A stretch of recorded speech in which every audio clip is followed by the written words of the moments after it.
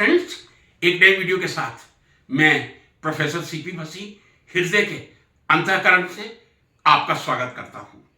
आज का ये मेरा वीडियो हमारे जीवन से संबंधित उस समस्या पर है जो दिन प्रतिदिन गंभीर रूप ले रही है। हम लोग डरे हुए हैं। जब कोई बीमार होता है, आशंका सबसे पहले जिस शब्द की तरफ आती है वो शब्द है कैंसर। फ्रेंड्स, आज के ये मेरे वीडियो का टाइटल ये है, how can we reduce cancer from our home. How can we reduce cancer from our home. हम अपने घर से कैंसर किस तरह से कम कर सकते हैं। जब भी कैंसर की बात आती है तब लाइफ स्टाइल की बात जरूर आती है, लेकिन लाइफ स्टाइल में शायद प्रोसेस फूड की बात आती है या जो हमारे जीवन का दैनिक आहार बन गया है उसकी बात आती है। ठीक है, बिल्कुल मैं एग्री कर रहा हूं। Tobacco major cause of the cancer. There should be ban on the tobacco, particularly gutkha, even cigarettes. These are very harmful. These are carcinogenic beyond any doubt.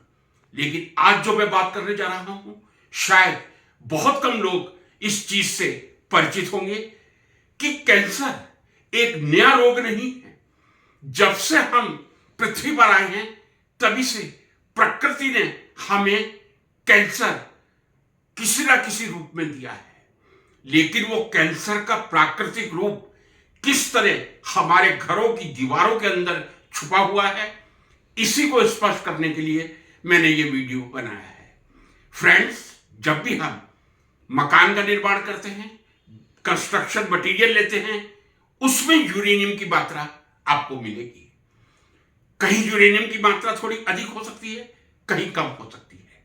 Uranium radio active element है और radio active element जब विघटित होगा तब वो radio active waves या radiation excrete करेगा और इसी यूरेनियम या रेडियम के डिसइंटीग्रेशन या विघटन से जो एक गैस बनती है उसका नाम है रेडॉन। फ्रेंड्स, हमारे घरों में शायद हमें मालूम नहीं है, यदि हम 24 घंटे घर की चार दीवारी में बैठे रहें, सिगरेट तंबाकू सब चीज त्याग दें, सात्विक जीवन बिताएं, तब भी हमारे घर की दीवारों से निकलने वाली रेडॉन गैस हमें कैंसर से प्रभावित कर सकती है। क्या आपको मालूम है, मैं फिर रिपीट कर रहा हूं, जितनी भी कंस्ट्रक्शन मटेरियल है, कंक्रीट है, सैंड है, सीमेंट है, उन सब में जब यूरेनियम के या रेडियम के डिसइंटीग्रेशन से रेडॉन गैस बनेगी, वो हमारे कमरे के वातावरण में आएगी और हमारे लंग्स में जाकर कैंसर पैदा करने का एक कारण बनेगी। ये मैं मानता हूं, शाश्वत सत्य है कि जो ये रेडॉन नेचर ने दी है, मैं ये कह दूं, बहुत कम है। 1 पार्ट पर ट्रिलियन। सबसे पहले 1 ppm होता है, 10 लाख में एक था। फिर 1 ppb होता है, पार्ट पर बिलियन, और फिर पार्ट पर ट्रिलियन। लेकिन एक एक बूंद से जिस तरह घड़ा भरता है, वैसे ही दीवारों से निकलने वाली रेडॉन गैस हमारे लिए कैंसर का कारण बनती है। अब थोड़ा वैज्ञानिक कारण बताऊं। ये तो मैंने आपको बता दिया, चूंकि कंस्ट्रक्शन मटेरियल में यूरेनियम रेडियम है, रेडॉन निकलेगी, कमरे के अंदर निकलेगी। इसकी नेचर जो है ये कलरलेस है, ऑर्डरलेस है। कोई कलर नहीं है, कोई ऑर्डर स्मेल नहीं है।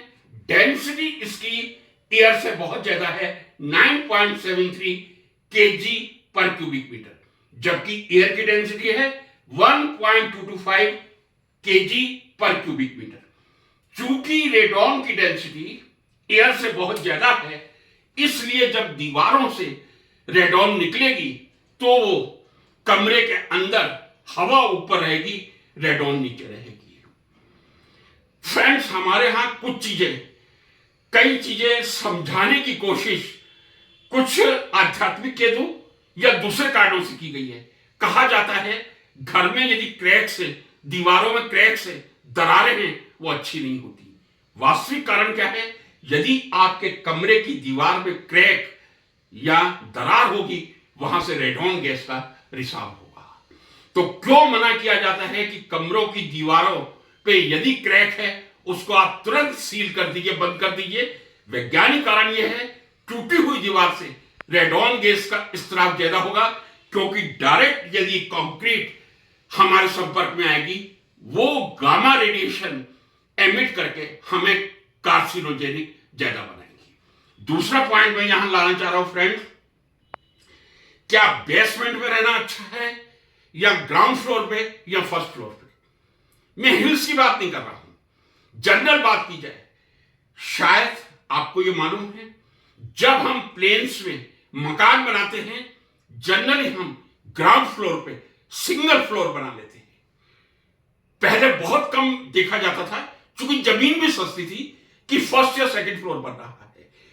जितना रेडॉन का एक्सक्रीशन कंक्रीट या सैंड के माध्यम से ग्राउंड फ्लोर पर होगा, उतना फर्स्ट और सेकंड पर नहीं होगा। चूंकि मैंने इससे कहा रेडॉन की डेंसिटी 9.73 है, डेंसिटी ज्यादा होगी, नीचे की तरफ जाएगी।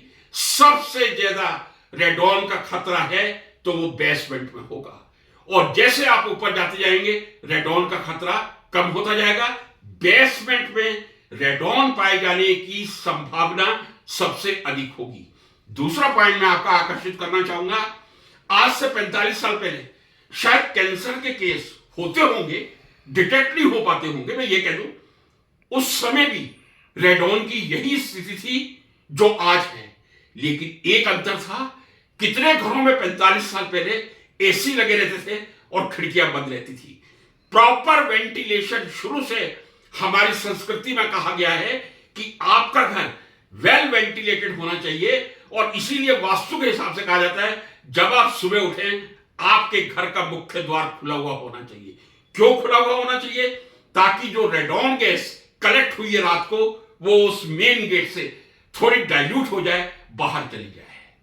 तो फ्रेंड्स, ये मैं आपको कह दूं, जितना हम एसी कल्चर की तरफ जा रहे हैं, हम विंडोज क्लोज कर रहे हैं, रेडॉन की कंसंट्रेशन बढ़ रही है, और यह भी कैंसर बढ़ाने का एक बहुत बड़ा कारण है। कृपया कम से कम सर्दियों में एसी का जब उपयोग नहीं कर रहे हैं, तब तो आप खिड़कियों को खोल के रखें, विंडोज को खोल के रखें। यदि आप पूरी तरह से रूम को बंद करके एसी में रहेंगे, रेडॉन की कंसंट्रेशन निश्चित रूप से आपके लंग्स को प्रभावित करके आपको कैंसर का मरीज बना सकती है। दूसरे बिंदु पर आता हूं, बहुत इंपॉर्टेंट है फ्रेंड्स, इसको छोड़िएगा नहीं।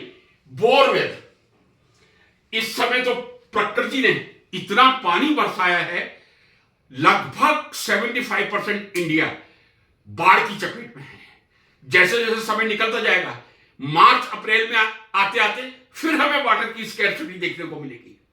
और यही कारण है, मैं समझता हूं आजकल लगभग जितनी नई सोसाइटीज बन रही हैं, even in old societies, boring का बहुत ज्यादा फैशन है।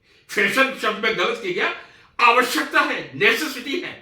कई ऐसे राजस्थान के शहर हैं, अजमेर है, 3 दिन में एक बार पानी आता है, और मैं फिर आशान्वित हूं, इस समय वहां पानी पूरा लबोलब है, लेकिन मार्च अप्रैल आते आते 3 दिन में एक दिन वाटर की सप्लाई होगी। लोग बोरिंग करवाते हैं। अब ध्यान से सुन लीजिए, यह पॉइंट आपके स्वास्थ्य के लिए बहुत इंपॉर्टेंट है। कितने गहरे बोरिंग का पानी हमारे स्वास्थ्य के लिए हानिकारक नहीं है, यह मैं कह रहा हूं। बोरिंग का पानी, अब यह डिपेंड करता है, यदि मैं गुजरात की तरफ जाऊं 700, 800, 1000 फीट पर ही पानी निकलता है। 800 फीट से नीचे, 800 फीट से ऊपर पानी निकलेगा नहीं। लेकिन मैं आपको बता दूं, यदि आप ऊपर 100 से 150 फीट का पानी लेंगे, वो भी आपके लिए डेंजरस है। मान लीजिए कहीं पानी की बहुतायत है और 50 फीट पे पानी आ गया, तो आप उसको पीने योग्य मत समझिए, क्योंकि उसमें कहीं ऐसे विषैले पदार्थ या ऐसे अपशिष्ट 1 से 150 फीट की धरती के अंदर पानी को दूषित बनाते हैं। मैं ये दावे के साथ कह रहा हूं, जो सबसे आदर्श आपके पीने के लिए पानी है 150 से 300 फीट का है। फ्रेंड याद रख लीजिए, यदि आप बोरिंग करवा रहे हैं, हमारे हाथ में नहीं है पानी कहां निकलना है, हो सकता है 1000 फीट पे है, पीना पड़ेगा, लेकिन एक आइडियल वाटर किसी भी बोरवेल का, स्टूडेंट ये ध्यान रखें, किसी भी इंटरव्यू में या जीके के क्वेश्चन में 150 से 300 फीट का पानी जो जमीन के नीचे है बोरिंग का, वो आपके पीने के लिए आइडियल वाटर है। क्यों है? ना तो उसमें ऊपर की सतह ही आपको गंदगी मिलेगी, लेकिन 150 से 300 फीट, 300 फीट से जब आप गहरे अंदर की तरफ जाएंगे, एक तो मिनरल्स बढ़ेंगे जो पानी को हैवी बना देते हैं, टीडीएस बढ़ेगा, टोटल डिजॉल्व सॉल्ट बढ़ेगा जो पानी को हैवी बना के आपके डाइजेस्टिव सिस्टम को बिगाड़ सकता है। और टीडीएस में कई इस तरह के सॉल्ट भी आते हैं, फ्लोराइड, आजकल फ्लोरोसिस एक बहुत बड़ी प्रॉब्लम है। जितना आप 1000 फीट पे जाएंगे, 800 फीट पे आप बोरवेल से पानी लेंगे, फ्लोराइड की मात्रा बहुत बढ़ेगी और फ्लोरोसिस भी बढ़ रहा है और थायराइड भी दिन पे दिन बढ़ रहा है। दूसरी, अब मैं अपने विषय के बिंदु पर आता हूं। यदि आप 101 से 150 फीट का बोरिंग का पानी पीते हैं, रेडॉन की संभावना होगी, लेकिन बहुत कम होगी। जितना आप बोरवेल में नीचे की तरफ जाएंगे, 300 से जितना गहरा जाते जाएंगे, रेडॉन की संभावना बढ़ती जाएगी। तो यदि आप बोरिंग करवा रहे हैं, यह हमारे पे निर्भर नहीं है, उस धरती पे निर्भर है जहां बोरिंग हो रहा है, कितने फीट पर पानी आता है। लेकिन मैं फिर रिपीट करूंगा, शुरू का पृथ्वी के तुरंत नीचे 100-150 फीट का पानी आप मत पीजिए, उसमें कई अपशिष्ट पदार्थ हो सकते हैं। लेकिन 150 से 300 फीट का पानी यदि आप पी रहे हैं, आपके स्वास्थ्य के लिए बहुत ज्यादा अनुकूल है। 300 फीट से गहराई में जाने पर सॉल्ट बढ़ेंगे, फ्लोराइड बढ़ेगा, लेकिन रेडॉन का खतरा बढ़ेगा। तो रेडॉन तंबाकू से आती है, कोई दो राय नहीं है इसमें। WHO ने रेडॉन जो हमारे घरों से निकलती है उसके लिए एक स्टैंडर्ड दे रखा है, that is 100 becquerel per cubic meter, that is a unit becquerel of radio activity. जब आप बाहर गार्डन में घूमने जाते हैं, 10 becquerel पर क्यूबिक मीटर हो सकती है रेडॉन।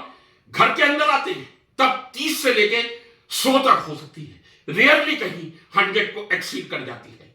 लेकिन यदि 100 को रेडॉन घर के अंदर एक्सीड कर रही है, तब आपको सावधान होना पड़ेगा, क्योंकि वर्ल्ड हेल्थ ऑर्गेनाइजेशन ने ये इसकी अपर लिमिट दी है। अब मैं आ रहा हूं किस तरह आप रेडॉन के खतरे को पहचान सकते हैं। फ्रेंड्स, इस पॉइंट को जरूर ध्यान से सुनिए, बहुत सस्ता साधन है जिससे आप किसी घर में ये मालूम कर सकते हैं कि मेरे घर में रेडॉन की कंसंट्रेशन कितनी है।